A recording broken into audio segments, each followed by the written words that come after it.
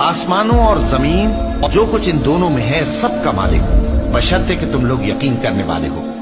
उसके सिवा कोई माबूद नहीं। वही जिंदगी देता है और वही मौत देता है।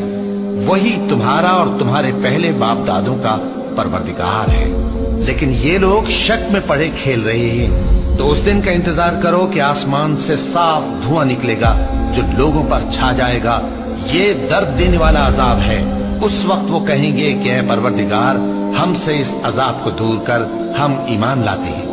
उस वक्त इनको नसीहत कहाँ मुफीद होगी, जबकि इनके पास पैगंबर आ चुके जो हमारे अहकाम खोल कर बयान कर देते थे।